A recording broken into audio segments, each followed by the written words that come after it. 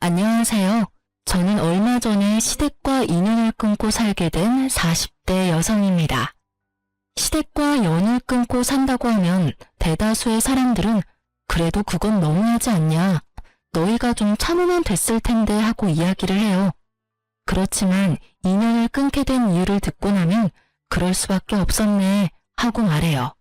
며느리라면, 아니 자식이라면 수긍할 수밖에 없는 시댁과의 인연을 끊은 이유 한번 들어보실래요?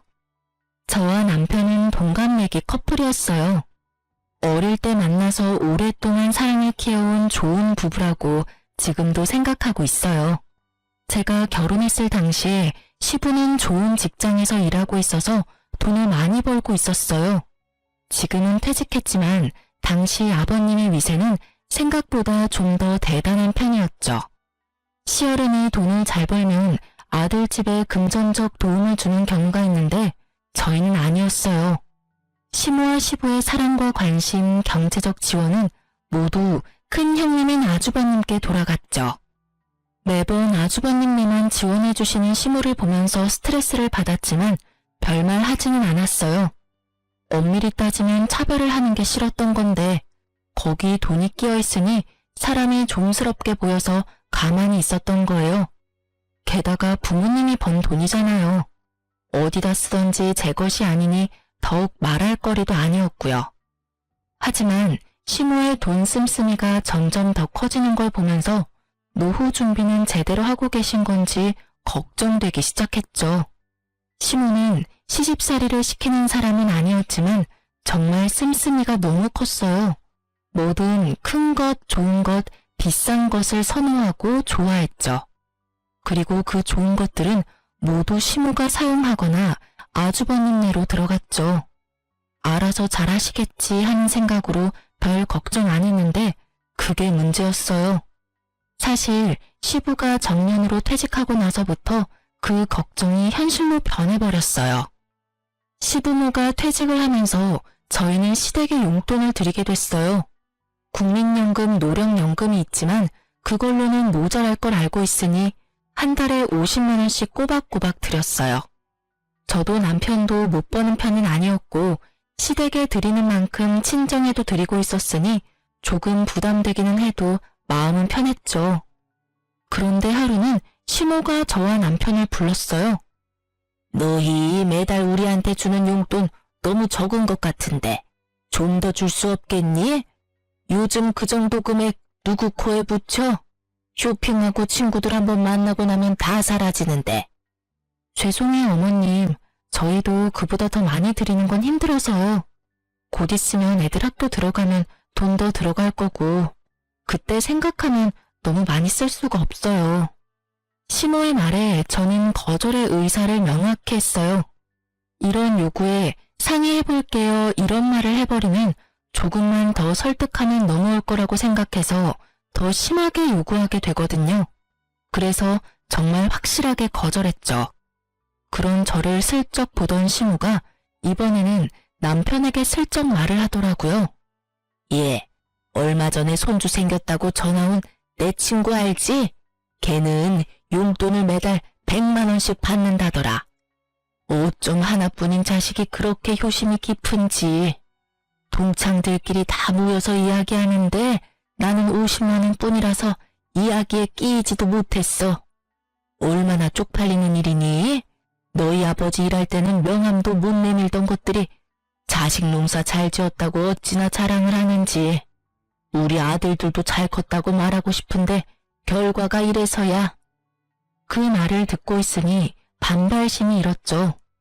자식이 부모에게 효도하는 일에 경쟁을 붙이는 게 이해가 안 됐거든요. 남의 자식 이야기하면서 우리한테 돈 더 달라는 이야기인 게 뻔했잖아요. 어머님, 그렇게 말씀하셔도 그 집안은 집안, 우리 집안은 우리 집안이잖아요. 상황이 다른데 똑같이 해달라고 하시는 건 좀 아닌 것 같아요. 아니면 아주버님이나 아가씨에게 이야기해보는 게 어떠세요? 어머님 말씀 들어보니 저희한테만 받고 계신 것 같은데 모자라다 싶으면 아주버님께 말씀해보세요. 아주버님과 아가씨를 입에 담자 시모가 입을 딱 닫아버리더군요. 그러면서 저를 흘겨보며 그러더라고요. 너한테 한 말 아니고 내 아들한테 한 말이야. 왜 자꾸 네가 껴드는 거니? 저희 부부고 통장까지 합쳐서 서로 투명하고 깨끗하게 가계부 운영하기로 했거든요. 남편한테 따로 부탁하셔도 결국 저와 의견이 맞아야 돈을 더 드리던지 할 수 있어요. 네가 아들보다 돈 좀 더 번다고 애를 잡고 사니? 자기 돈 자기가 쓰는 게 왜 어려워? 아들이 나한테 용돈 더 주겠다 하면 네가 참견할 일은 아니잖아. 어머님께 돈 더 주면 저는 제 친정에도 똑같이 더 맞춰서 줄 거예요. 어머님이 얼마를 더 올려달라고 원하시는 건지는 모르겠지만 그 금액의 2배만큼 돈이 더 나갈 거라고 생각하면 간단하게 올려서 드릴 수 있는 일은 아니죠. 그럼 넌 내가 거지처럼 살아야 된다는 거니? 저는 그렇게 말한 적 없어요, 어머님. 그치만 이제는 씀씀이를 좀 줄이시는 게 좋을 것 같아요. 예전처럼 쓰시면 당연히 돈이 부족하다고 느낄 수밖에 없으니까요. 저는 이때다 싶어서 시모에게 말했어요. 이제 아버님이 월급을 받지 않으시니 가게 규모를 좀 줄이시는 게 좋을 것 같아요. 네가 뭔데 돈을 쓰라 말아야? 우리 집 일은 알아서 할 테니 신경 쓰지 마라. 이 이야기는 다음에 하자. 결국 이야기는 마무리되지 못했고 저희는 집으로 왔죠. 남편은 난감한 표정으로 그러더군요. 여보, 미안해. 아버지 퇴직했으니 절약하시라고 말은 했는데 내 말은 안 들으셔. 기분 안 좋았지?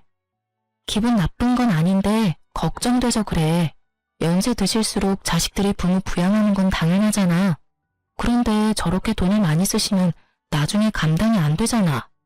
당신이 말해도 내가 말해도 듣지 않으시면 아주버님께 말해볼까?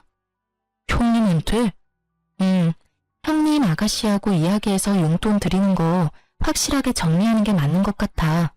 어머님 말씀 들어보니 우리만 용돈 드리는 것 같고 부모님 퇴직하셨으니 형제들도 다 같이 드려야 형평성이 맞지. 그렇게 아주버님과 아가씨를 저희 집에 초대해서 말했어요. 얼마 전에 어머니가 용돈이 너무 적다고 하셨어. 우리는 더 이상 드릴 수는 없다는 입장인데 형님이랑 동생 생각은 어떤지 물어보려고 부른 거야.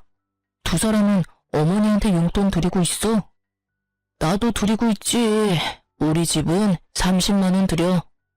아, 나도 30씩 드리고 있지. 드리고 있다고? 게다가 다들 30만 원씩. 아, 시모가 우리에게 거짓말을 제대로 한 거였어요. 3명 합치면 110만 원씩 용돈을 받고 있었는데 저희한테는 다른 자식들한테는 돈 안 받는 것처럼 말하고 저희가 적게 주는 것처럼 말했으니까요. 이 순간에는 저도 살짝 화가 났어요. 우리가 제일 많이 내고 있었는데 왜 우리한테 돈을 더 요구한 건지 그 생각이 궁금할 정도였죠. 왜 그래? 너희는 어머니한테 용돈 얼마 주는데?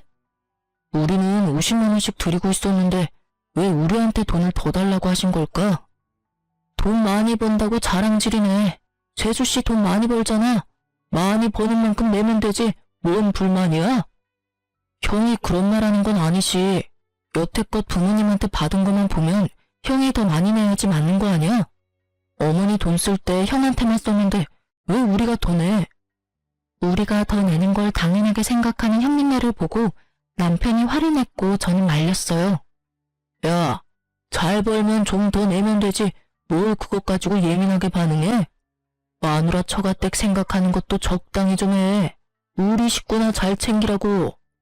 용돈 더 달라고 한다고 우리 모아서 뭐 할 건데? 더 달라 하시면 더 드려. 너한테 이야기한 것도 너희가 더 줄 수 있을 것 같으니까 말씀하셨겠지. 그래서 우리한테 다 떠넘기면 형은? 형은 더 해줄 생각도 없이 나한테 더 내라고? 난 못해. 다들 30씩 내고 있으니 똑같이 30씩 내던지 아니면 형이랑 동생이 20씩 더 올려서 다 같이 50을 내던지. 야, 난 30씩 드리는 것도 버거워. 그럼 결정됐네. 나도 30씩 낼게. 그럼 되잖아. 내가 뭐하러 형보다 더 많이 내? 내가 받은 게 형보다 훨씬 없는데. 결국 그날은 서로 기분이 상한 채 대화는 종료됐고 남편은 열이 완전히 받았죠. 그리고 저도 아주버님의 행동에 질리기는 마찬가지였어요. 우리한테 모든 걸 미루는 것도 열받았지만 저한테 빈정대듯 말하는 것도 짜증났거든요. 그날 이후 저와 남편은 시모에게 용돈을 주는 날 시모 집으로 찾아가서 말했어요. 어머님, 저희 아주버님이랑 아가씨랑 이야기해봤는데 다들 30씩 드리고 있었다고 하더라고요.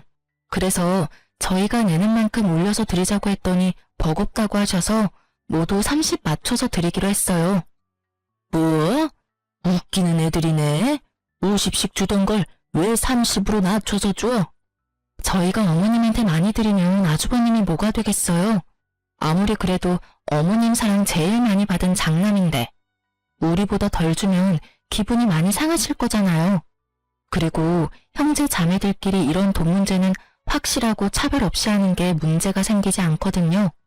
그렇잖아도 아주버님께서 저랑 남편한테 돈 많이 버는 거 자랑하냐고 그러시더라고요. 자랑하려고 50만 원씩 드린 건 아닌데 듣는 사람 입장에서는 그런 생각이 드나 봐요.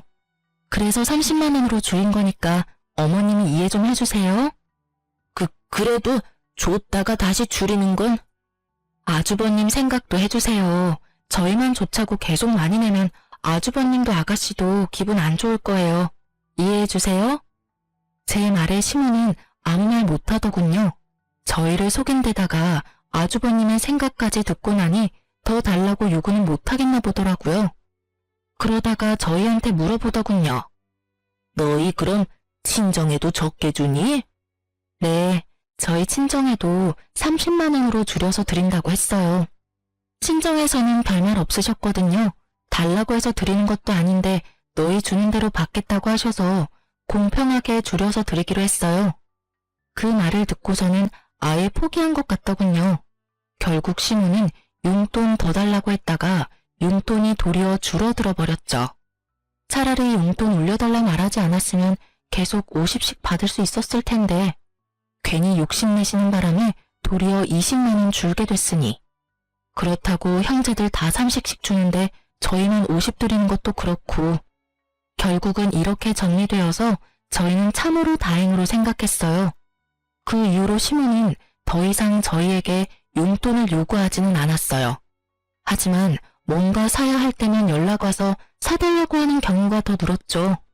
용돈은 용돈대로 쓰고 필요한 건 필요한 대로 저희한테 사달라고 하시는 건데 그것도 나중에는 형님과 아가씨에게 말해서 돈을 거뒀더니 나중에 시모가 그 사실을 알고 나서는 요구하지 않더군요. 아주버님이 뭐라고 하셨는지 아니면 아주버님 고생시키는 게 싫었던 건지는 모르겠지만 저희 생각을 해서 그런 건 아니라 생각하니 참으로 마음이 착잡했어요. 그렇게 시모의 낭비가 사라지는 건가 싶던 어느 날 시모가 저희를 시댁으로 불렀어요. 너희도 알다시피 이 집 너무 좁아서 이사를 가야 하는데 돈이 좀 부족하구나. 너희 집보다 3억 정도는 더 줘야 들어갈 것 같은데 너희가 돈 좀 보태주지 않을래? 그냥 공짜로 내라는 건 아니야. 너희가 돈 보태주면 새로 이사할 집 너희에게 줄게.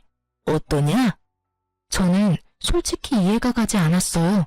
보통 이렇게 연세가 들어서 이사를 하는 거면 애들도 다 제 가정 찾아 나갔으니 두 분밖에 살지 않아서 더 작은 집으로 가잖아요.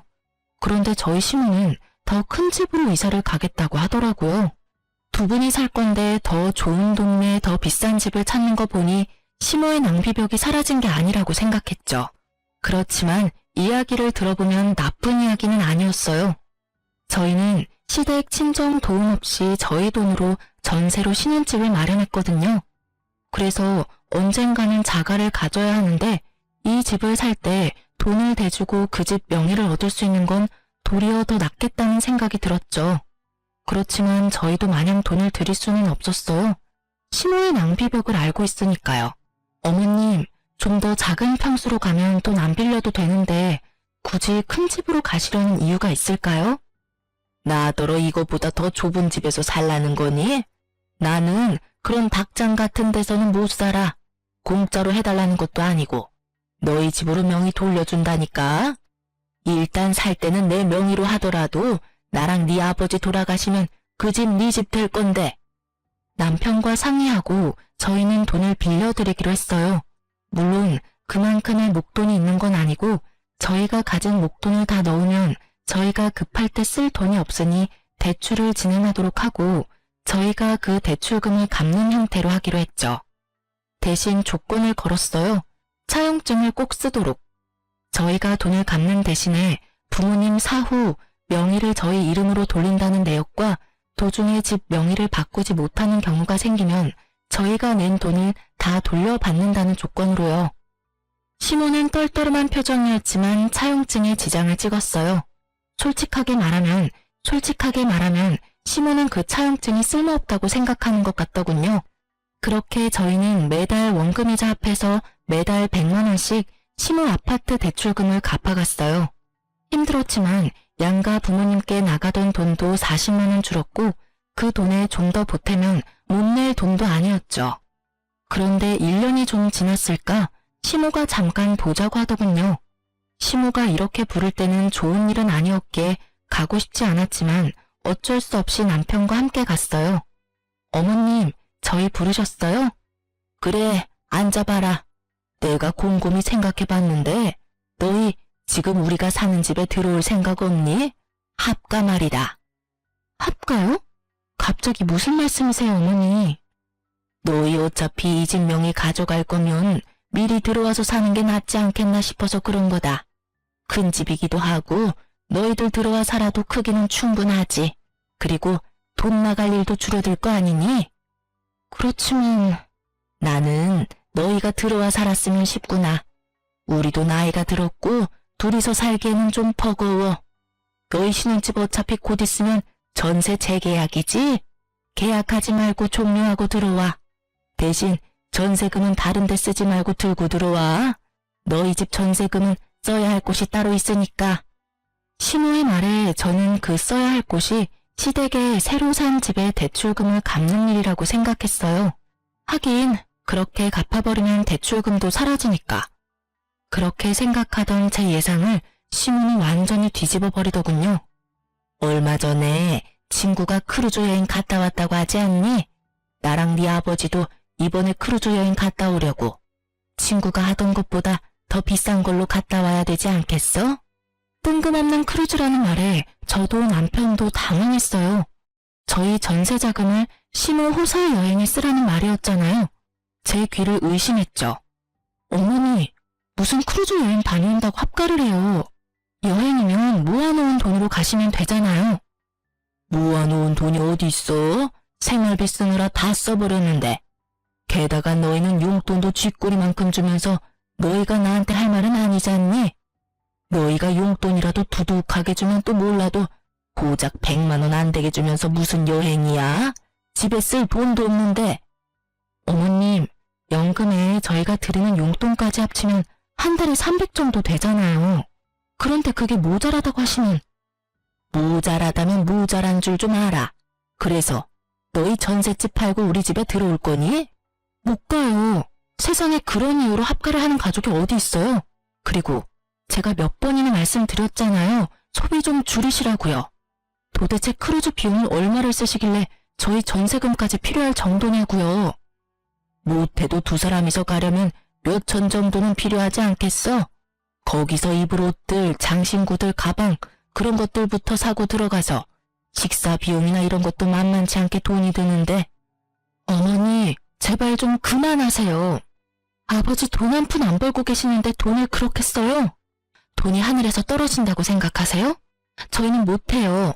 두 번 다시 그런 이유로 저희한테 합가하자고 하지 마세요. 저보다 남편이 더 화내며 시모에게 한바탕 하자 시모 얼굴이 정말 차갑게 가라앉더라고요. 너희 거절했지? 그럼 나도 내가 알아서 하마. 자식 새끼 잘못 둔 게 죄지. 부모 호강은 못 시켜줘도 여행 한 번 정도는 보내줄 거라고 생각한 내 애가 바보야. 저런 것도 자식이라고 애 낳고 미역국을 다 먹고.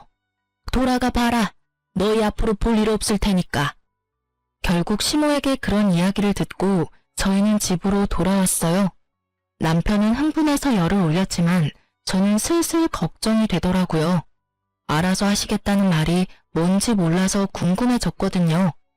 무엇이든 상상 이상을 보여주는 시모라서 정말 몇 날 며칠을 끙끙대며 시모의 다음 행동을 예측했는데 몇 달간 시댁이 조용했어요. 시모에게 안부차 매주 전화를 드렸었는데 그날을 기점으로 전화도 받지 않으시더라고요. 그래서 저는 남편에게 말해서 아주버님께 시모가 어디 있는지 물어보라고 했죠. 형님, 어머니 연락이 안 돼서 그러는데 어디 가셨어요? 얼마 전에 크루즈 여행 간다고 두 분 같이 가셨어. 꽤 긴 일정이던데 거의 한 달 일정이더라고. 금액도 엄청 들었어. 결국 크루즈 여행 가셨네요. 혹시 형님한테도 여행 보내달라고 하시던가요? 그래, 그래서 결국 내가 돈 마련해서 보내드렸어. 너무 좋아하시더라. 돈은 좀 많이 들긴 했지만 그래도 좋아하시는 거 보니까 마음이 좀 편해졌지. 그 말에 저는 안심하면서도 당황했어요.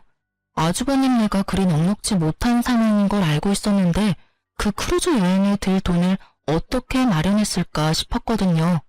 그래도 아주버님이 효도 차원에서 그렇게 했다면 뭐 못할 것도 없지 않았겠나 싶었어요. 여태껏 시모에게 받은 것도 많은 장남이니 솔직하게 말해서 받은 만큼 돌려드렸다면 가능했을 금액이라고 생각했거든요. 그렇게 전화를 끊고 그 일에 대해 잊었어요. 그런데 시댁에 집 대출금 내는 날이 되었을 때 문득 그런 생각이 들더군요. 시모가 저희에게 크루즈 여행을 위해 들어와서 합가를 하라고 했을 때 그런 이야기를 했잖아요. 전세금을 자기한테 달라고. 혹시 형님네한테도 똑같이 그런 요구를 했을지도 모른다는 생각이 불현듯 떠오른 거죠. 저는 아닐 거라는 간절한 마음으로 시댁의 등기부등본을 떼봤어요. 그리고 그 자리에서 굳어버렸어요. 원금과 이자를 매달 우리가 내고 있는 시모의 집이 형님 명의로 어느새 바뀌어져 있더군요. 저는 너무 놀라서 남편부터 불러드렸어요. 여보, 시댁집 명의가 아주버님 이름으로 되어 있어. 뭐? 남편도 너무 놀랐는지 한달음에 달려왔어요. 저와 남편은 놀라고 화난 상태로 시댁으로 향했어요. 집에 갔더니 시모가 태어난 얼굴로 마중나왔더군요. 너희 무슨 일로 우리 집을 찾았어? 나는 너희 부른 적 없는데. 어머니, 집 명의 어떻게 된 거예요? 왜 이 집이 형 명의로 넘어갔냐고요? 그걸 몰라서 묻니? 나는 나 부양하지 않는 자식한테는 이 집 못 줘. 이 집이 내 명의인데 왜 내가 이 집을 너희한테 줘야 해? 웃기지도 않아. 첫째 덕분에 겨우 체면치레 했는데 너희가 나한테 뭘 해줬다고 이제 와서 집 타령이야? 이 집이 온전히 어머님 집은 아니죠. 저희랑 이 집 살 때 무슨 말 했는지 잊으셨어요?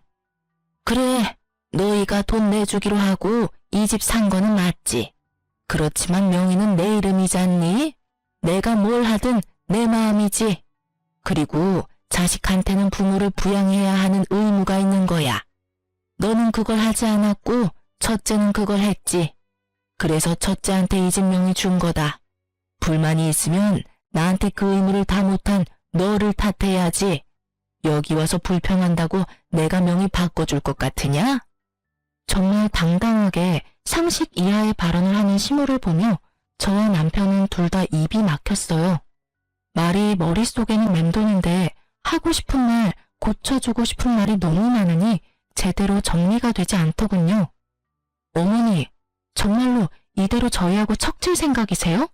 저희와 한 약속까지 어기고. 말하는 도중에 아주버님이 나타나더니 저희에게 버럭 소리를 지르더군요. 야, 집 명의 때문에 화난 건 이해해. 그런데 아무리 그래도 자식이 부모한테 그런 식으로 따지는 건 너무한 거 아니냐? 너희가 이 집 명의를 원했으면 어머니 부탁 들어줬으면 될 일 아니야. 자기들이 부족해서 못한 걸 왜 어머니 탓을 해? 말리는 시누이가 더 밉다고 말리는 아주버님은 정말 얄미웠어요. 남편이 화가 나서 뭐라 하려는 걸 저는 막아섰어요. 그리고 시모에게 말했어요. 어머님이 그렇게 나오시면 저희도 알아서 할게요. 너희가 이제 와서 뭘 할 수 있겠어? 멀리 안 나간다. 시모는 냉정하게 말하고 돌아섰고 아주버님은 의기양양한 승자의 표정을 지으며 저희를 쫓아내더군요. 저는 그런 아주버님을 보며 속으로 비웃었어요. 이 집이 어떤 꼴인지 모르고 저렇게 승자의 기분에 취해 있는지. 이제 곧 나락으로 떨어질 생각을 하니 웃겼죠. 저와 남편은 시모와 헤어지고 그날부로 내고 있던 원금과 이자를 내지 않았어요. 사실 여태껏 시모의 통장에서 대출금이 빠지고 있었거든요.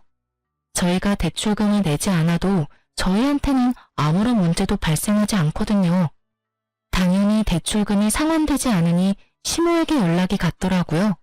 저는 당연히 저희 대출금을 아주버님이 이어서 낸다고 생각했는데 그게 아니었던지 시모에게서 연락이 왔어요. 너희 대출금 왜 안 내줘? 부모님, 저희가 대출금을 왜 내요? 아주버님 명의로 넘어갔으니 아주버님이 내셔야 맞는 거죠. 어머님한테 그렇게 잘하는 아주버님이시니까 잘 내주시겠죠. 시모의 반응을 보니 그 집에 대출이 걸려있다는 것도 이야기하지 않은 눈치더라고요. 저는 그런 시모에게 한 가지 더 말했어요. 그리고 어머님, 그 집에 저희가 낸 대출금 이자랑 원금요. 거의 2년 동안 내서 거의 2,500 정도 되거든요. 그거 다 돌려주셔야 해요. 차용증 내용 기억하시죠? 돈 빌려드리는 대가로 집 명의 주시는 거였고 집 명의가 부득이하게 바뀌지 못하면 저희가 낸 금액 그대로 돌려주신다고요. 가족끼리 돈 주고받은 건 법적으로 효력가 없어. 넌 그것도 모르니? 그렇게 생각하시고 지장 찍으신 거예요? 그런데 어떡하죠? 가족 간 차용증도 법적 효력 있기는 해요. 그래서 제가 매달 어머님께 꼬리표 달린 돈을 통장으로 넣어드렸잖아요.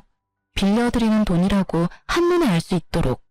통장 이체 내역도 있고 차용증도 세세하게 작성되어 있어서 돈 돌려주시지 않으면 변호사 사무실 찾아갈 거예요.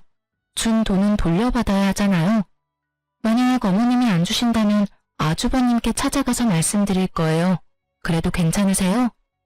시모가 잠깐 생각하더니 그러라고 하더군요. 이미 형님은 어머님네서 합가하여 같이 지내고 있으니 어쩔 수 없이 돈을 갚기는 해야 할 거라는 생각이 든 것 같더라고요. 그래서 저는 아주버님께 전화를 했어요. 제주씨, 바쁘니까 나중에 들으시면 후회하실 거예요. 그 집 혹시 대출금 끼고 있는 집인 거 알고 있으세요? 알고 있지. 어머니가 갚고 계신 걸로 아는데. 그럴 리가 있겠어요? 그 대출 사실 저희가 갚고 있었거든요. 어머님이 그 집 살 때 저희한테 돈 보태면 그 집 명의 저희한테 돌려주신다고 하셔서요. 그래서 지금 나한테 따지려고 전화했어? 그럴 리가요. 이미 명의 넘어갔으니 저는 별로 상관없어요. 그런데 문제가 하나 있거든요. 저희가 그 대출금 이제부터 내지 않을 생각이고 이미 낸 것도 다 돌려받을 생각이라서요. 대출이 얼만데? 집 시세 생각하면 그리 큰 돈은 아닐 건데. 대출 지금 한 달에 100만 원씩 꼬박꼬박 들어가고 있어요. 그리고 여태껏 낸 금액은 2,500만 원 정도 되는데 어머님이 못 갚겠다고 하시더라고요. 그러니 어쩔 수 없이 그 집 명의자인 아주버님께 돈 달라고 하는 거고요. 뭐? 달에 100만 원? 그렇게 많이 들어갈 리가 없는데. 너 우리 속이려고 하면. 속일 생각 없고요. 그건 어머님 대출 계약서 보시면 아실 거예요. 집 살 때 대출 받았으니까. 거기에 원금이자 명확히 적시되어 있을 거예요. 왜 돈이 그렇게 돼? 계산이 맞지를 않잖아. 어머니 전에 살던 집 가격 생각하면 그 정도나 빌릴 필요가 없어. 네, 집값만 계산하면 그렇죠. 그런데 아주버님은 모르셨나 봐요? 어머님이 전에 살던 집을 담보로 돈을 빌리셨더라고요. 뭐? 깜짝 놀라는 목소리를 들으니 정말로 모르는 눈치였어요. 모르셨나 보네요. 어쨌든 어머님은 아주버님께 돈 받으라고 하니 그렇게 진행하려고요. 일단 빌려드린 돈 2,500만 원은 어머님이 갚으셔야 하는데 어머님 돈이 없으니 같이 살고 계신 아주버님께서 갚아주셔야겠어요. 2,500의 대출금까지. 아, 제주씨, 우리가 지금 그런 돈을 낼 만한 상황이 아니야. 말했잖아. 어머니랑 아버지 크루즈 여행 간다고 돈을 너무 많이 쓰셨다고. 게다가 지금 어머님이 쓰고 계시는 돈만 해도. 그건 저희가 알 바는 아니죠. 그런 거 다 감수하고 어머님이랑 같이 살기로 하신 거 아니에요? 어머님 낭비벽 있으신 거 몰랐던 것도 아니면서. 그리고 저희는 만약에 이 돈 돌려받지 못하면 변호사 찾아가서 소송을 걸든 뭘 하든 다 해볼 생각이에요. 부양하고 계시니까 그분이 친 사고는 잘 처리해 주실 거라 믿어요. 변호사 이야기까지 하니 아주버님도 살짝 놀란 것 같더라고요. 이렇게 강하게 나올 거라는 생각은 못했겠죠. 아주버님이 잠시 고민하더니 저녁에 시댁으로 오라고 하더군요. 같이 모여서 어떻게 할지 상의하자고요. 그날 저녁에 시댁에 갔는데 정말 웃기지도 않은 개그쇼를 보는 것 같았어요. 어머니, 왜 둘째한테 돈 빌리고 있는 거 이야기 안 하셨어요? 대출이 있다는 걸 알았으면 저도 집 팔고 여기 들어오는 일 없었을 거라고요. 이 집이 탐나서 들어오겠다고 한 건 너였잖니? 이제 와서 지금 부모한테 화풀이야? 예, 화풀이에요.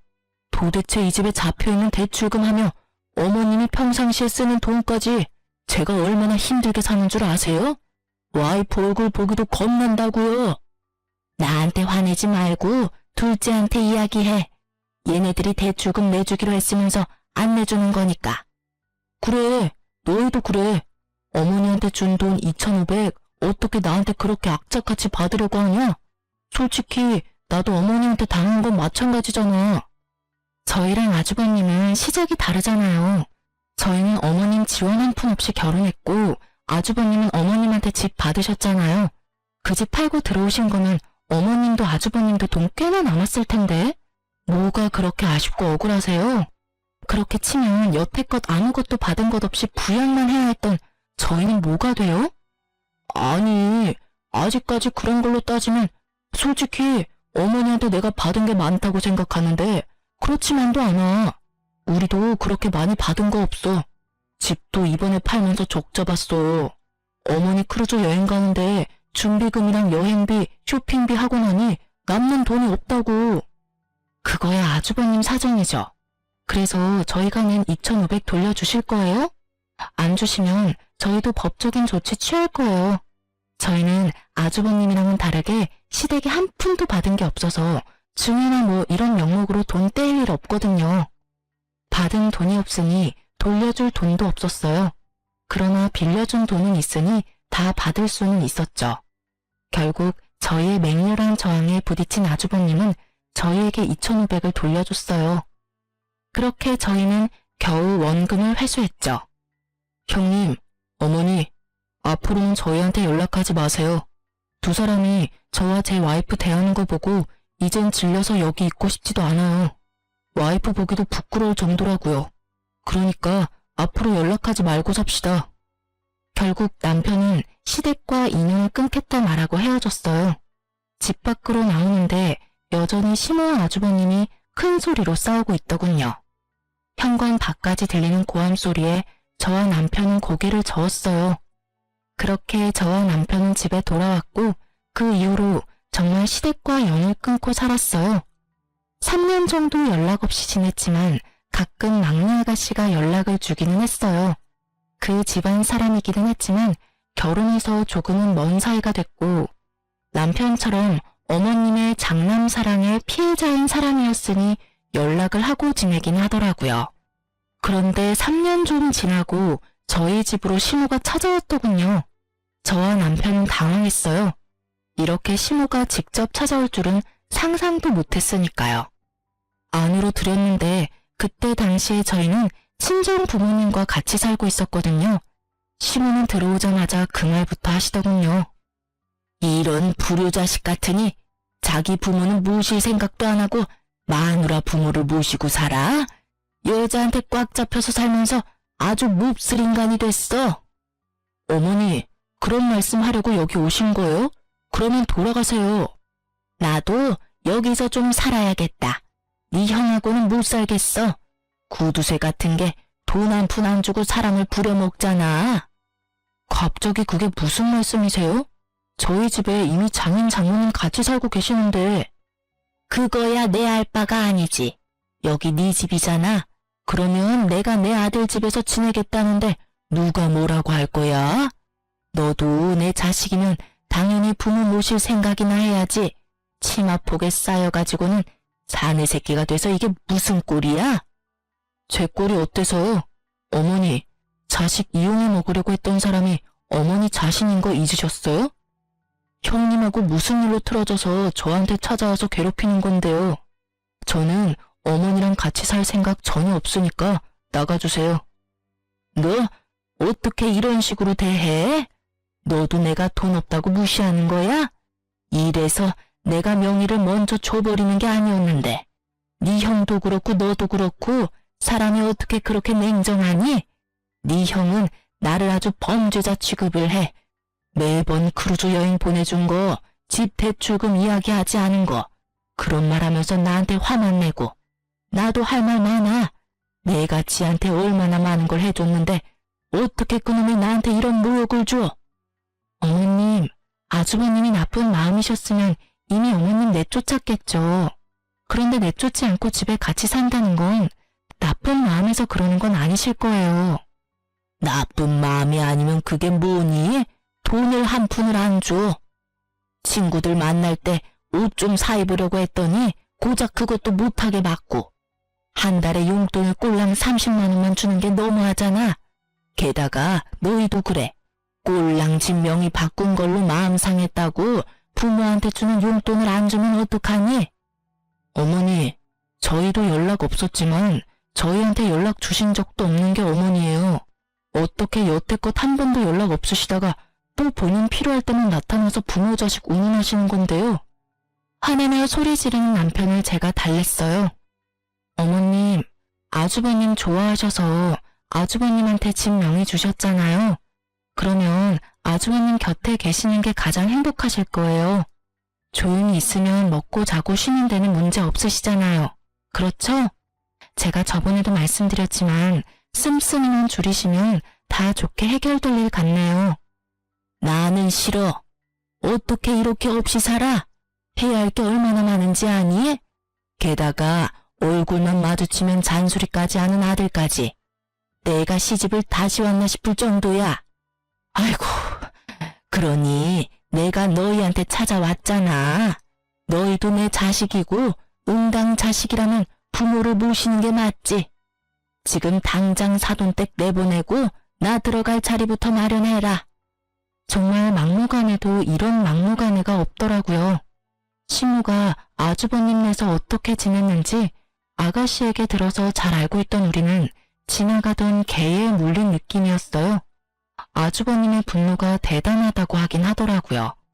멀쩡한 집까지 팔고 그 돈으로 시모 크루즈 여행 보내주고 대출빚 남은 집 얻은 웃긴 모양새가 됐잖아요. 더 큰 집에서 편하게 살 줄 알았는데 그 집에는 대출이 가득 잡혀 있었고 사람 잡는, 아니 돈 먹는 어른까지 있었으니 말이죠. 한 달에 100만 원을 넘게 혼자서 쓰는 시모 때문에 아주버님이 화를 낸 적이 한두 번이 아니라는 이야기도 들었으니까요. 결국 모든 용돈 회수하고 집에서 집안일이나 하라는 아주버님 말에 반발해서 온 곳이 저희 집이라니. 저희에게 오면 저희가 무조건 받아줄 거라고 생각한 것 같더라고요. 저희는 그럴 생각이 눈꼽만큼도 없었는데 말이죠. 시모가 와서 이렇게 막무가내로 굴기 전에는 남편도 마음이 좀 약해지는 눈치였었어요. 그래도 어머니잖아요. 그런데 우리 집에 와서 저렇게 밀어붙이는 시모를 보며 남편은 자신의 기억이 많이 미화됐었다는 걸 깨달은 모양이더군요. 게다가 시모는 저희 집에 오기 전에 아가씨 집을 먼저 갔었어요. 아가씨가 이야기를 해줬거든요. 그래서 저희 집은 안 오겠거니 생각했었어요. 저희와는 워낙 큰 트러블이 있어서 오지 않을 거라고 추측했었거든요. 그런데 결국 저희 집까지 찾아온 걸 보면서 남편은 더 열받은 거죠. 우리한테 정말 오기 싫었는데 장남이 있는 집이 너무 싫어서 우리한테라도 빌붙으려고 온 것 같은 모양새라 남편은 더 용서 못하는 것 같더라고요. 여태껏 형님 들러리로 살았고 시모에게 그럴듯한 애정도 받지 못한 채 컸는데 자기를 부양하라는 의무만 요구하니 화가 날 수밖에요. 남편이 무척 차가운 얼굴로 시모에게 말했어요. 하늘이 두 쪽 나도 제가 어머니 모실 일은 없을 테니 집으로 돌아가세요. 왜 삼남매들 모두 어머니를 모시기 싫어하는지 이유를 본인이 곰곰이 생각해 보시고요. 그리고 한 가지 더 말씀드리는데 형님한테 그만큼 돈 많이 쏟아부었으니 형님한테만 부양해달라고 하세요. 다른 자식들 여태껏 찬밥 신세로 만들고 평생 자식 이용해 먹으려고만 하셨잖아요. 대학도 제가 벌어서 들어갔고 결혼도 제가 벌어서 했어요. 결혼 후에도 저희한테 돈만 요구하셨잖아요. 염치라는 게 있다면 저희한테 와서 될 일은 아니죠. 우리가 무슨 이유로 어머니랑 연 끊은 건지 잊으셨어요? 어머니가 형님만 자식으로 생각했듯이 저도 부모 없는 셈 칠 테니까 여태껏 해왔던 대로 연락 없이 지내요. 결국 남편은 아주버님께 전화해서 어머니 모시고 가라고 했어요. 아주버님은 너희가 모실 수 있으면 모시라는 식이어서 남편이 또 화를 낼 수밖에 없었죠. 시모가 집을 나가버리기를 원하는 아주버님의 모습에 남편은 시모를 직접 차로 태워 시댁으로 데려다 줬어요. 2번 다시 찾아오지 말라고, 이번에 찾아오면 진짜 호적파고 나가버릴 거라고 으름장을 놔버리더군요. 그렇게 강하게 반발하는 남편의 모습을 처음 봤는지 너무 놀란 시모는 그 이후로 연락을 하지 않았어요. 아가씨가 시모 소식 전해주려고 할 때마다 남편은 어머니 이야기 입 밖에도 내지 말라며 화를 내니 할 수가 없는 거죠. 아주버님네와 시모의 싸움에 등 터지는 아가씨는 그나마 저한테 시모와 아주버님의 근황을 알려주더군요. 시모가 화려하고 사치스러웠던 생활을 잊지 못하고 결국은 아주버님 카드로 카드론을 받아 쓴 바람에 아주버님에게 혼나고 지금은 조용히 식모처럼 살고 있대요. 한 번만 더 돈 때문에 사고치면 시모가 가지고 있던 비싼 물건들 다 팔아치워 버린다고 했대요. 그리고 시모는 요양원에 데려다 주겠다고 말했다더라고요. 결국 시모는 아주버님 말에 꼬리 내리고 얌전히 식모처럼 살고 있고, 아주버님네는 집 대출금에 어머님이 빌린 카드론까지 갚으며 전전긍긍 살고 있대요. 와이프 눈치 엄청 본다고 하더군요. 하긴 형님도 속이 뒤집어지겠죠. 시댁 재산 자기 걸로 만들어 보려다가 결국에는 멀쩡한 집 팔아서 대출금 가득한 집을 얻은 데다가 시어른과의 합가까지 해서 수발까지 들어야 하니 말이죠. 조용하고 점잖은 분이면 모시기 그나마 편했겠지만 다른 곳에 눈 돌리면 사고나 치는 사람을 모시려니 속에 천불이 나는 것도 당연할 거예요. 그렇지만 2사람 모두 뿌린 대로 거둔 거라고 생각해요. 우리를 이용하려 했던 시모나 그런 시모를 이용하려 했던 아주버님이나 자기들이 만든 결과죠. 글을 쓰면서도 그때를 생각하면 화가 많이 나요. 돈에 환장한 시모를 떠받들며 살았다면 지금쯤 저희도 거짓골을 면하지 못했을 테죠. 얼마 전에 시댁 이야기를 들은 김에 생각이 나서 글을 써봤어요. 시댁과 이런 일로 부딪히는 일은 많을 거예요. 저희는 휘둘리기 싫어서 인연을 끊는 방법을 선택했죠. 이게 나쁘다고 생각하는 사람들도 있어요. 하지만 당해보지 않은 사람은 그 스트레스를 모르죠. 긴 글 읽어주셔서 고맙습니다. 스트레스 받지 말고 즐거운 하루 보내세요.